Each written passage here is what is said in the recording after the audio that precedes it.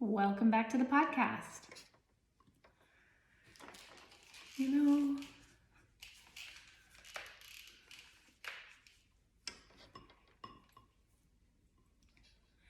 I'm going to record myself recording my podcast for the first time, so let's see how this goes.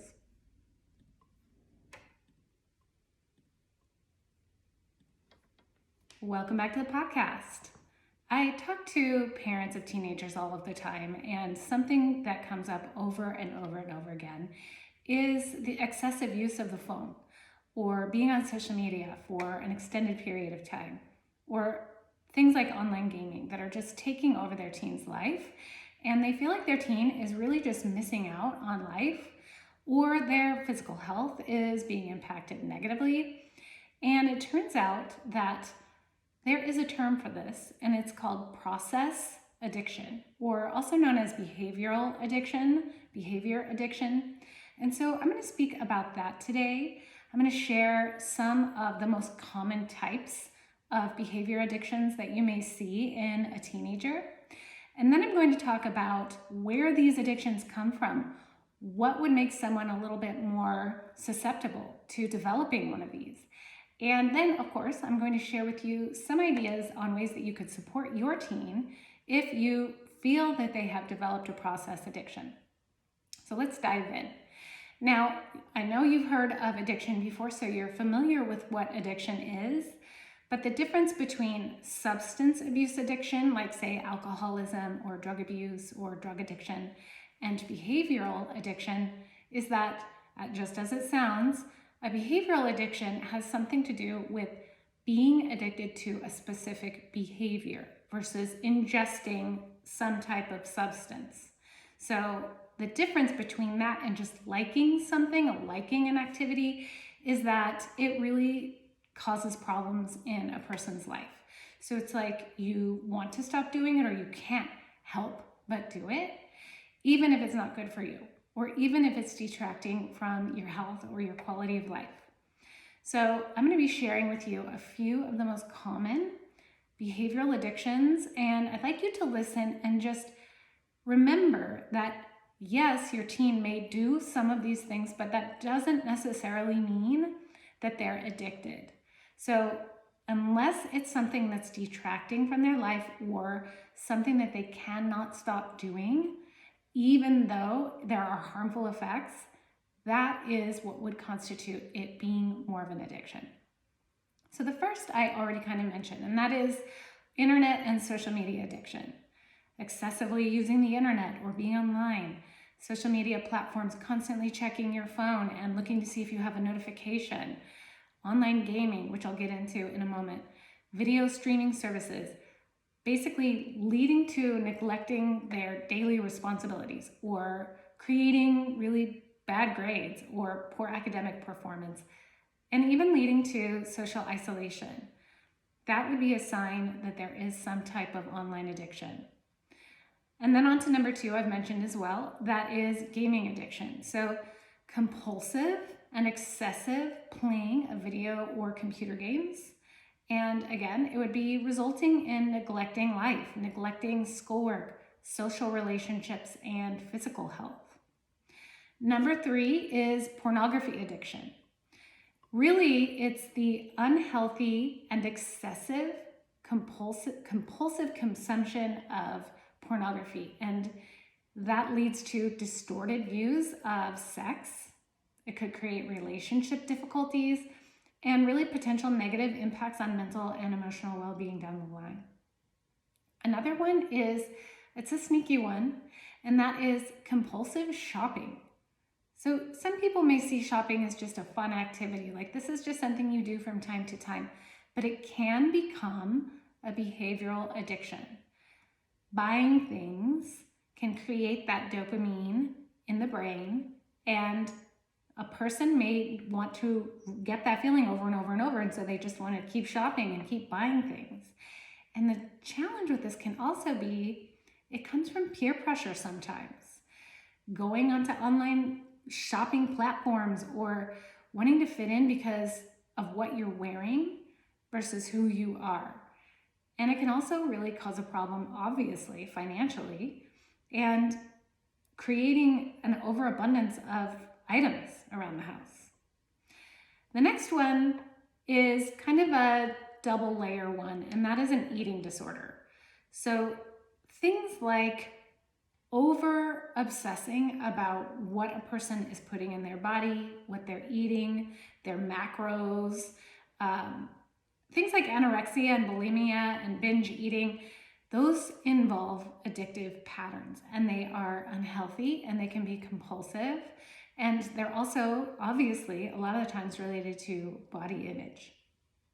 And then kind of along the same line there is exercise addiction. I remember I exercised in college, just regularly, and I had never heard of exercise addiction before as being a problem. Like, I thought, gosh, exercising is healthy. Why would there be any negative impact of that? Until I met somebody who had had an exercise addiction, and she would talk about how she would wake up in the morning, she would go to the gym, and she would exercise for a couple of hours, and then she would go home and maybe eat something or do some homework. She'd go back to the gym, spending multiple hours at the gym. And obviously her body started to break down. And I had no idea. I was like, oh, exercising is good, but obviously not when it comes to that extensive and that extreme of a level. And it also, just like in eating disorder, has to do with body image and how a person feels about themselves. And number 7, I know I've talked about this on the podcast before, is self-harm addiction. So I've talked about self-harm on this podcast before as well, but believe it or not, self-harm can become an addiction. Things like cutting or burning, it's a way to basically cope with emotional pain. And that feeling that a person gets when they self-harm can become addictive, and it really can escalate over time. So it's something to watch out for. And it's important to note here that not all teenagers who get involved in these activities again will become addicted. It doesn't necessarily mean that. It just could lead to that down the line. And like I mentioned before, there are some signs or some behaviors or experiences that a person might have had in their life that could make them more susceptible to developing a behavioral addiction. So I'm going to share with you a few of those now. The first one is it's a coping mechanism. Turning to a process addiction is can be a way to cope with stress, anxiety, or anything else emotional that may be going on. It can provide just a short relief or even just a distraction from these negative emotions that your teen just cannot bring themselves to feel for one more second. And it's basically an escape. So if your teenager doesn't really know how to process their emotions or manage their stress levels, that could cause them to develop a process addiction to something. The second one is peer pressure and social influences. As you know, teenagers are very aware of the teens around them, the people around them. They are highly influenced by their peers. They want to fit in. And if their friends are doing something, they want to belong and they want to be a part of that. So if their friends are spending a lot of time online gaming or using social media, your teenager may feel pressure to do the same thing so that they can be part of the group or they can be, quote, normal.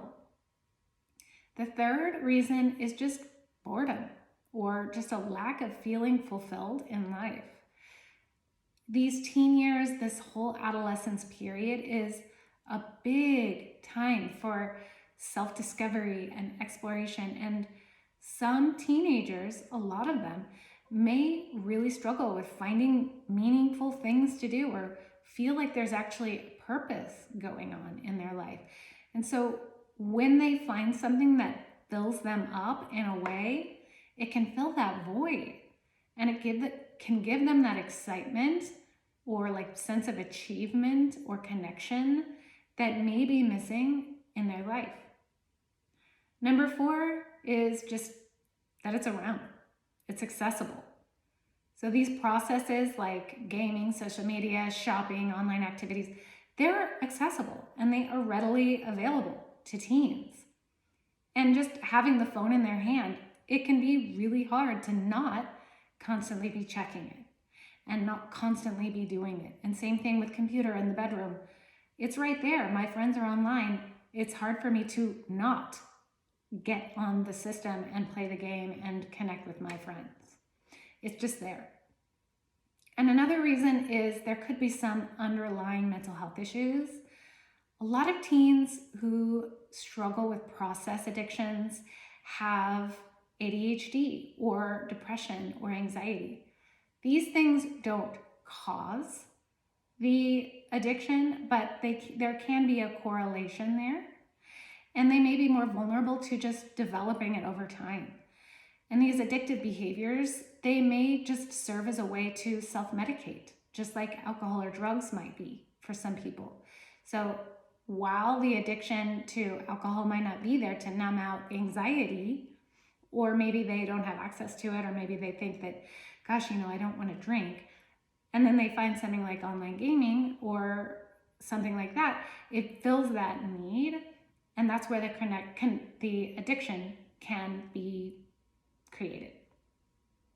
And then the last one that I'm going to share today is just general family dynamics and upbringing.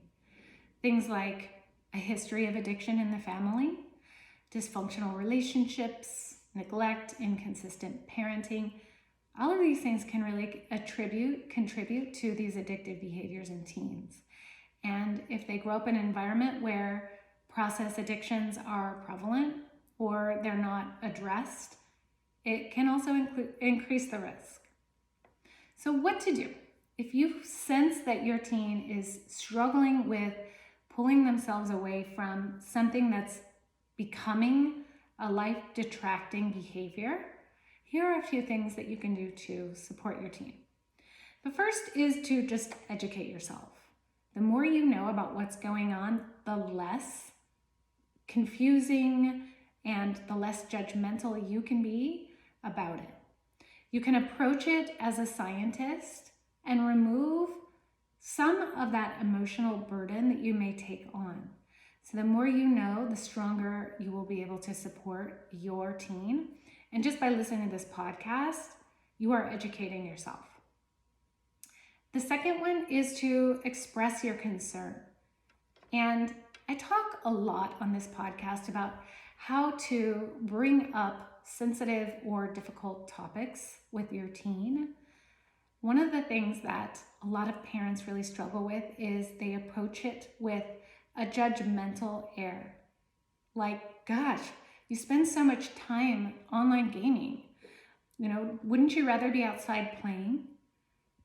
Of course you want to say that, but when your teen hears something like that, they think, gosh, my parent is judging me. They think I'm a failure, or they don't understand what it's like to want to online game. So instead, approach them in a non-judgmental way. Be empathetic. And one of the most important things is to pick a time to talk with them when they're more receptive. Some teens may feel like they're never receptive, but there are times where they might be more receptive. So they're not upset about something. They're not in the middle of a game. They're not in the middle of talking with their friend online. They are free and open and in general, pretty calm and relatively happy, feeling positive in their life. And choose a time when basically you feel like they might be open to discussing it. And then be a good listener. I say this on probably every podcast. Give them a chance to share what their experiences are, what they think about what's going on, and without interrupting them, without saying, yeah, of course, yeah, oh, I get it. That may sound like you're affirming what they're saying, yes, but when they're sharing their thoughts, zip your lip. Don't say anything. Just look at them, listen, breathe, and really allow yourself to hear what they're saying. Create a safe space for them to say whatever it is that they feel like saying. And if your relationship up to this point hasn't been that open or particularly open, it may be just a small little window. Maybe they won't share a lot, but the more you create that space, the more they will internalize that, okay, mom and dad or parents are actually going to listen without interrupting me, and they will over time start to feel a little more safe opening up to you. And then the next thing you can do is to avoid enabling these behaviors. So while you're supporting your teen, set boundaries on how to avoid participating in these activities that may perpetuate or encourage their addiction. And this can be really challenging, especially if your teen doesn't want to acknowledge that what they're doing is life detracting or bad for them. Because as with any addictive experience, thinking of letting it go is terrifying. And when you set boundaries, it's important to keep that in mind. Involve your teen in the process of setting these boundaries instead of just imposing your boundaries upon them. Let them be part of the conversation. And then encourage very healthy alternatives. So if you're able to find things for them to do that they enjoy, or at least they're neutral about, aside from whatever it is that the behavior process that they are really attached to, that will give them a break. It will give them a reminder that there are things in life that can be fun and can be engaging that don't involve that thing, like exercise or a creative outlet like art or music, or spending time with specific people out in the world without whatever it is around them that may be triggering. And provide accountability for them. Let them know that you're there to support them. Do check-ins, encourage them to set goals and track progress. Again, don't force this on them, but let them know that you are happy to be an accountability partner for them. Offer them encouragement, offer them support, and reinforce the efforts that they're making. And I always recommend seeking outside help.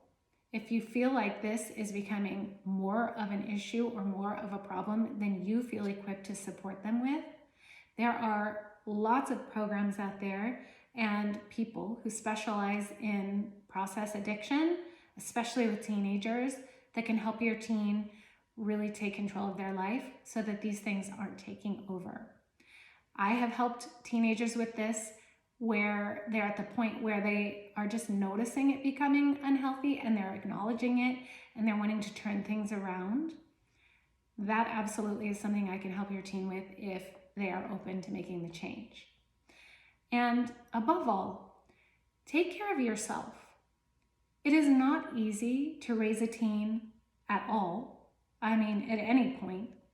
But if your teen, you're noticing that they're dipping into this unhealthy pattern of behavior, it can really be hard to not judge yourself and not get drawn into the blame game of, if you would have done this, if I would have done that. It's really important for you to seek support for yourself as well. Take care of yourself, find someone to talk to, get a support group, talk to friends, family. Don't let it be something that you hide and that you keep to yourself. Shame loves secrets, and this is nothing to be ashamed of. This is just part of life. This is part of evolving as a human. You are evolving as a human raising this teenager, and your teenager is evolving as a human as they move through the things that they do in their life. And the sooner that they recognize these patterns of behavior, the sooner they'll be able to address them and not let them pull away from their enjoyment of life. So, as always, reach out to me if you would like to discuss this in further detail or learn a little bit more about how I can support your teen. The link to schedule a consultation is in the show notes. Click that and we'll get on the phone, talk about what's going on with your teen. I'll share with you what I hear, what I can do to support you, and decide if it's a good fit to work together. Thank you for tuning in, and I will see you next time.